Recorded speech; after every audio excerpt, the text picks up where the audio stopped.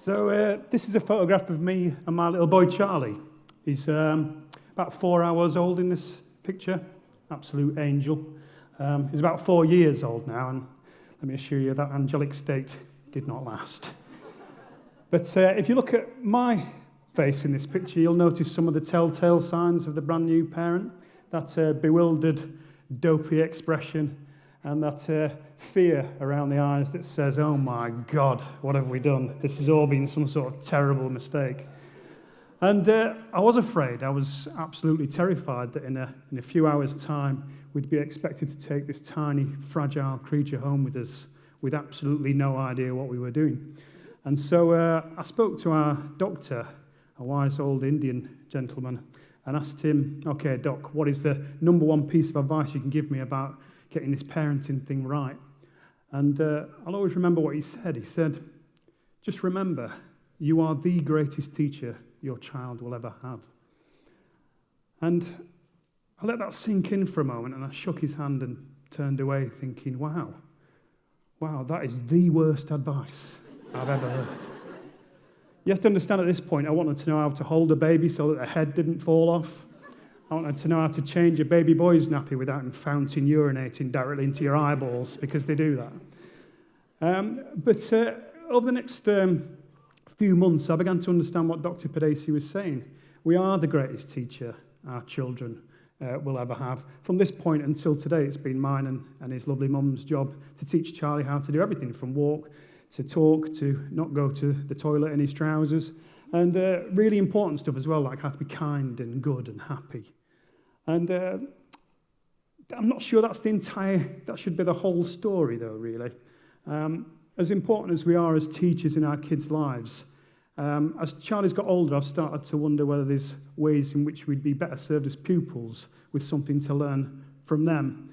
And that realisation started to come about as Charlie metamorphosed into that, from a baby into that most remarkable of human beings, the toddler. It seems to come instantaneously. It catches you off guard when your baby becomes a toddler. It's almost as though overnight that placid, calm, burbling bundle of dependence just disappears. And it's almost as though someone leaves a box on your doorstep, and you pick up that box and you carry it excitedly into your living room, and you unpack it with care and excitement, only to discover that inside is a 3-foot-tall, short, drunk, mad lunatic who now lives in your house, or a toddler. And that comparison between a drunk, mad lunatic and a toddler, that's a fair one. I remember at the time, or after a couple of months of toddlerdom, I wrote in my diary about that comparison, the drunk and the toddler. Both are destructive, rude, crazy, and prone to peaks and troughs of wild emotion. They think themselves invincible, invulnerable to danger, whether it's from road traffic or falls from a height. They both slur their few words. They fall over all the time and don't always have exemplary bowel control. They pass out in random places. They have rubbish coordination, no impulse control, and little sense of shame. They hurt themselves all the time. They remove their trousers for no good reason. Their decision-making skills are shit. And when the mood takes them, they really, really want to fight you. But there's another side to our drunk idiot friend, and I think that's where we find the toddler too. They can make you laugh until your jaw and your stomach hurt. They can be crazy in ways that make you marvel at the imagination.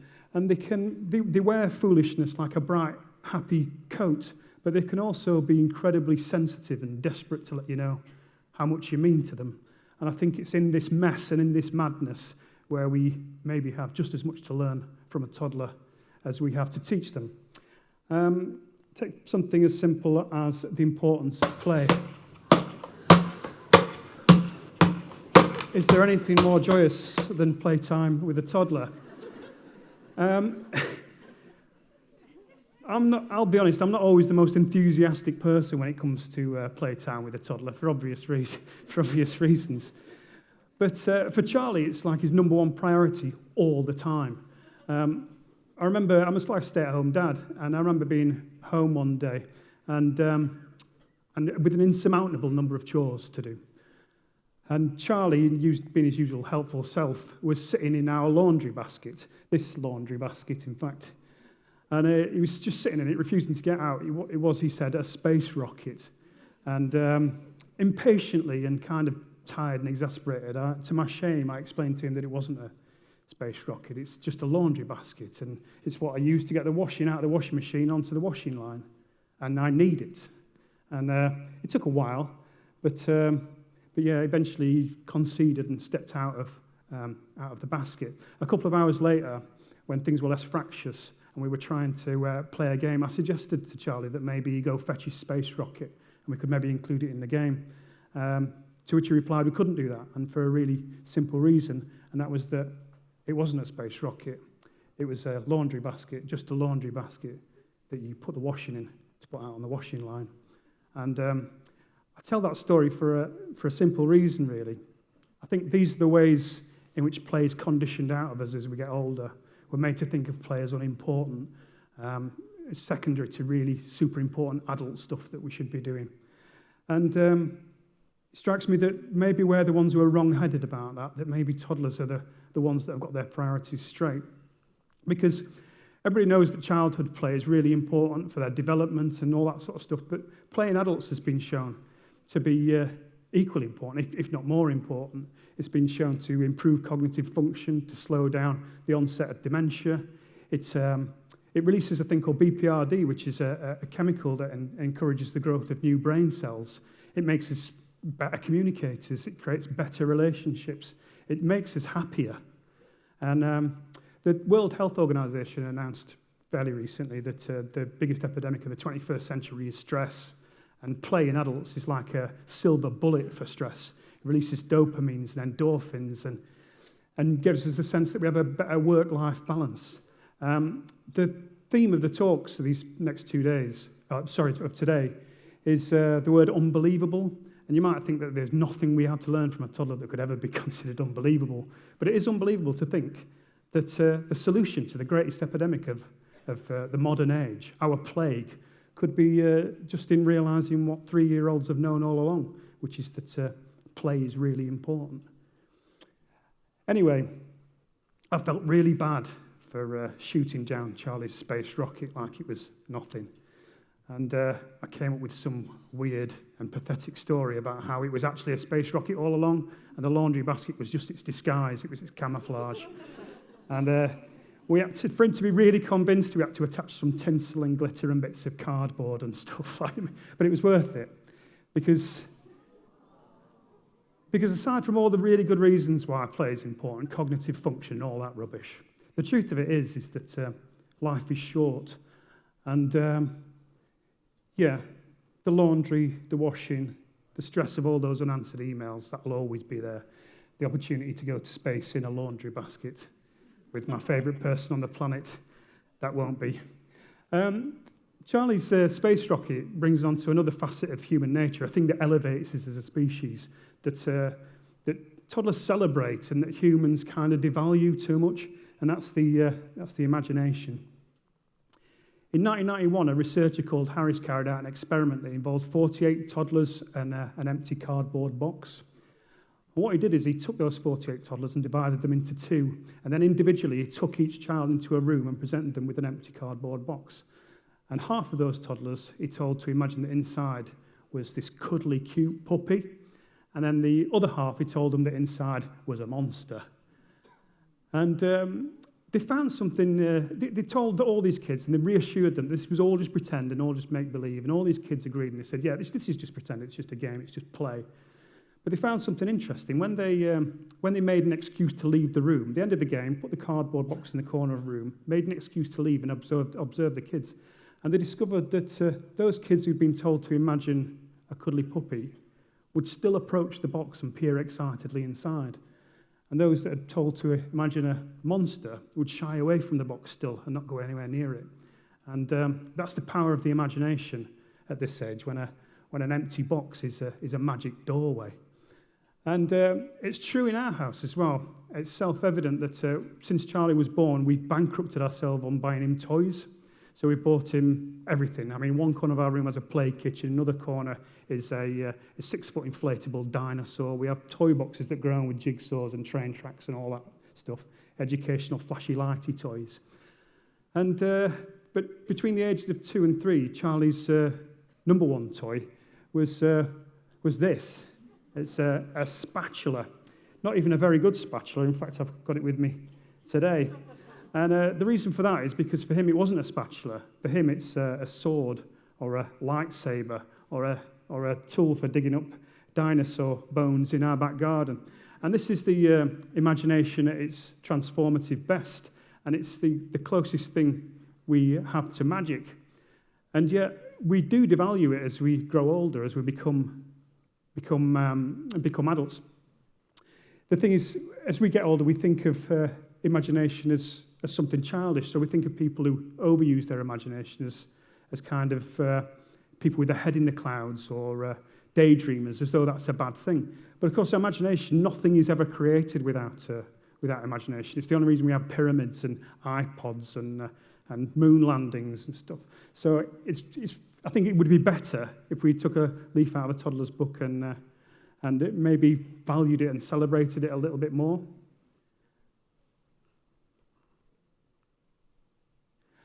The other thing about, if you imagine that nothing is being created without first being envisioned and first being imagined, nothing has ever been created without this stubbornness and passion to drive that forward. And there is nothing more stubborn or passionate on the planet than a toddler. As adults, we kind of loll without laughing out loud, and we feign fury about everything from God to litter in the streets. But a toddler can be passionate about the smallest things, like a slide or a possibility of an ice cream. And if you think that toddlers don't necessarily have that much passion or stubbornness, then I would guess that you've never dealt with the terrible twos and the tantrums that are their hallmark. I know if I was to think of the things that enrage me or the things that exercise me as an adult, I could probably count them on one hand. But I've done a comprehensive list of the things that exercise a toddler and will cause them to have a tantrum. It's literally, absolutely anything. I asked on Twitter for some parents to give me some examples, things that their toddler had a meltdown about just that day. And these are all genuine reasons why they've had a level 10 meltdown. He lost his eyebrows. The sun kept following us. I wouldn't let her get in the oven. I finished having a shower before he finished his poo. Apparently we were racing. I wouldn't stop the car and let him get out and live in the trees. I wouldn't let him stick his finger in his oblivious brother's butt. That's a nice one. His middle name is David. It's a bit harsh on the David, sorry about that. She has teeth. I wouldn't let her eat a battery. His milk was too loud. She wanted to touch a chicken. We don't own chickens and don't know anybody that does. Her pet cat wouldn't sing Starships by Nicki Minaj. I wouldn't let him honk my boobs whilst food shopping. One for the ladies. I refused to take the bones out of her legs. And whilst visiting a church, I wouldn't let him literally dance on people's graves. And my personal favourite, my daughter went mad because I took her dirty diaper off and put it in the bin. The only way that she could be consoled was by taking it back out of the bin and burying it in the back garden. We had a small ceremony, as she said, a very tearful bye-bye, poo-poo. I love you.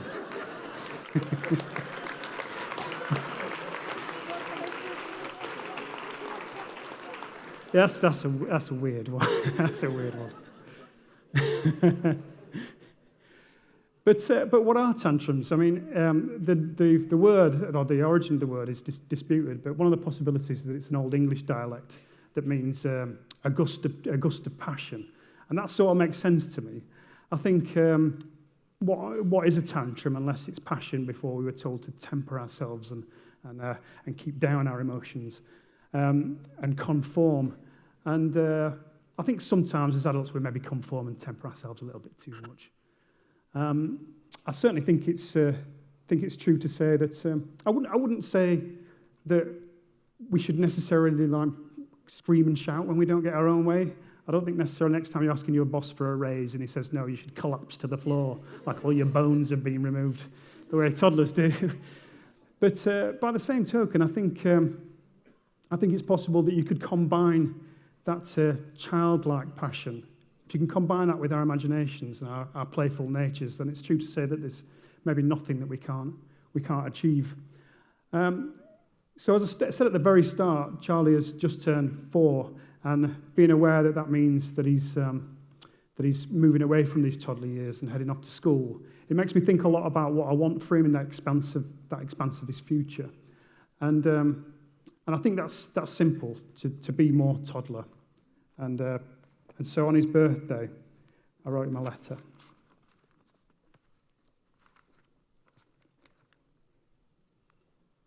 Dear Charlie, I love you very much. This is a fact. Not like the earth goes round the sun is a fact, because one day it won't. Not like something written in stone is a fact, because wind and rain can make the past of a fact like that.